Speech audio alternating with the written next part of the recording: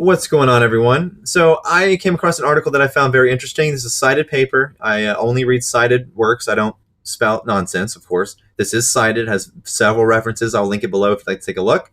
This was written and brought up, early 2000s, 2005, 2006, early on in the social media game, right? After Facebook had already came out and it was starting to gain traction. Back then, surveillance and privacy were kind of interlinked as one and the same, but full circle now in 2021, we can clearly see that surveillance is indeed playing a part, especially relevant to our current situation here in the markets, because we have the media lurking, calling out people by name on Reddit, on Twitter, everywhere. That's the definition of surveillance. So let's go ahead and take a look at this. I think you'll find it pretty interesting. And by the way, this was written by Christian Fuchs. Okay, his name is Christian Fucks. So I mean, yeah, let's just go with that. Good man, good man. Introduction. Privacy is not a phenomenon specific to digital media like the internet. Modern thinking about privacy and surveillance has for a long time been bound up with the media. Warren and Brandis define privacy as a right to be left alone and situated this understanding in the context of the tabloid press. The press is overstepping in every direction the obvious bounds of proprietary and of decency. Gossip is no longer the resource of the idle and of the vicious, but has become a trade which is pursued with industry as well as effrontery. To satisfy a prurient taste, the details of sexual relations are spread broadcast in the columns of the daily papers. To occupy the indolent, column upon column is filled with the idle gossip which can only be procured by intrusion upon the domestic circle. Now, privacy has been defined either as the right to be left alone or as the right to determine for oneself which areas of life should be accessible to others, or as a combination of the two. In the context of information processing, privacy plays a role because information about the lives of humans can become publicly available, and the question arises, which rules shall regulate the becoming public of such information? Some scholars have defined surveillance as the systematic gathering and processing of personal data for the management of individuals or groups. Others stress that surveillance tries to bring about or to prevent certain behaviors in groups or individuals by gathering, storing, processing, diffusing, assessing, and using data.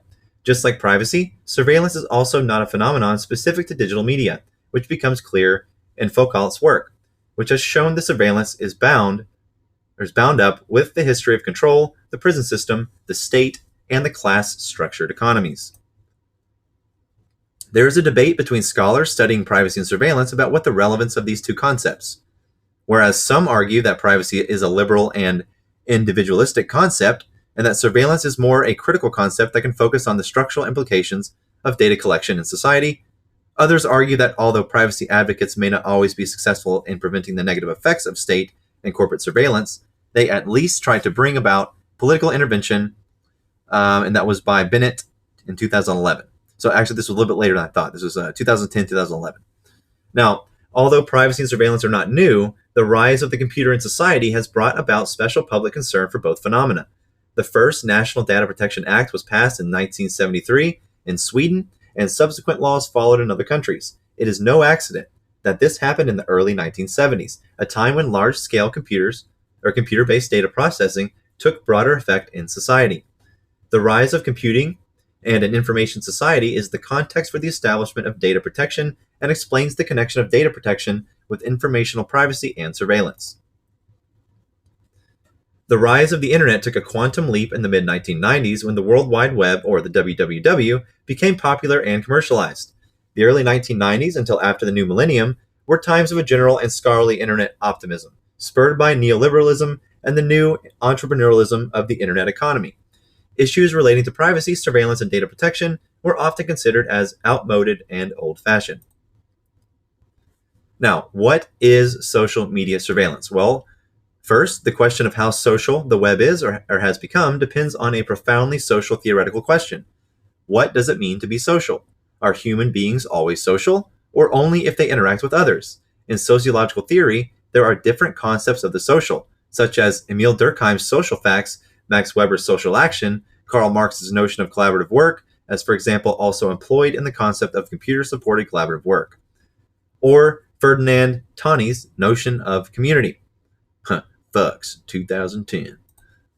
Now, depending on which concept of sociality one employs, one gets different answers to the question of whether the web is social or not, and whether sociality is a new quality of the web or not. Community aspects of the web certainly did not start with Facebook in 2004, but had been used in the 1980s to describe bulletin board systems like the Whole Earth Electronic Link, or WELL. Now, all computing systems, and therefore all web applications, can be considered as social because they store and transmit human knowledge that originates in social relations in society. So you have Twitter, you have Facebook, you have Reddit, and you have YouTube. They market themselves as free, but we all know how critical and how important our data is. And yes, the argument is there. I've heard it all day from people. Well, everyone takes your data. Well, of course, that doesn't mean it's the right thing to do. That means we need to figure out how we can stop them from doing it. Now, when you effectively allow these people to take all of your data, then all of a sudden, what do you notice? Ads pop up based on things you like. You become the product. Whenever a human uses a computing system or another medium, such as a book, even if they do so alone in a room, they interact with an objectification of knowledge. That is, ideas that are stored as objects in media forms. They are the outcomes of social relations. Daniel Trottier and David Lyon argue that there are 5 key features of social media surveillance. Number 1, collaborative identity construction. With the help of image tagging and wall comments, users contribute to the identity construction of others. And this is exactly what we see happen in Twitter all the time. Users monitor what others say about their friends, contacts, and themselves. Social media enables the monitoring of individuals' social networks. We see this happening all the time. Social media surveillance makes use of social ties that are visible, measurable, and searchable. Apes strong together, diamond hands. Catch my drift? Number 4, social media surveillance is confronted with continuously changing interfaces and contents. Lastly, social media surveillance is surveillance of profiles that hold information from many different social contexts, that is, of social convergence. Now, this table here is it's called Qualities of Internet Surveillance. We have different dimensions. We have 14 total dimensions. Okay, so we have space, time, speed, size, reproduction, sensual modality, communication flow, information structure, reception, mode of interaction and sociality, context, reality, identity and emotions, and lastly, we have availability. If you would like to pause the screen and read these, I will leave it up for a few seconds to make that easy for you. Very, very interesting information. And again, I recommend reading this because I will link it below. And this is the only paper about this subject. There are hundreds of them. If you're wondering where all of the educated people went, they're writing papers because that's literally what they do for a living. And that's what they do in their job field. These people that write these articles don't sit on Twitter and social media all day. I can guarantee you. So in conclusion, there's still, at this point in time when this was written, many questions were unanswered. Let's look over them at these questions in hindsight. What are the implications and empirical realities of the online realm for state surveillance, crime, policing, and political activism? Well, based on what we saw this year, how much have we been lied to blatantly? How much have we been tricked? And how much have we been conned? It's happened. Number 2, what are the features and empirical realities of online privacy and surveillance in everyday life and relationships? Well, considering I can go online right now to any website and find out who you are and what you like based on hashtag keyword searches and pull up an entire community based on that keyword, I'd say the features are just that, crime. Now, number 3, how can online surveillance be resisted? This is the question no one's asking.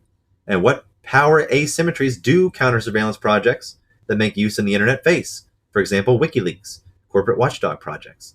Are there ways of overcoming these asymmetries? That's what I'm trying to figure out right now in 2021. I need to meet these people because I think algo armor is the answer. No, I'm just kidding. That was a joke, but you get me. We need to be innovative. You need to outsmart these motherfuckers. They're not smart.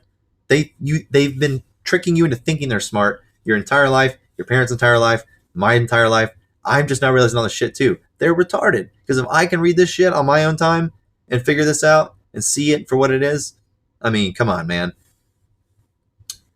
Lastly, what are philosophical foundations and principles of computer ethics, and how do they relate to the study of online privacy and surveillance? All very good questions back then.